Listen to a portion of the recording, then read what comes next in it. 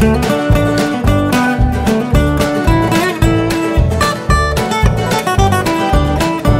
olen Amalia Kamala ja minä kuulin Mönnilän uutisista, että möyli tulee, jos ei ole sitä möylypuuta.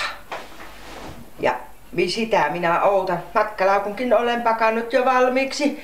Aivan vallan innolla outan, että se möyly tulee ja ottaa minut möylyakakseen.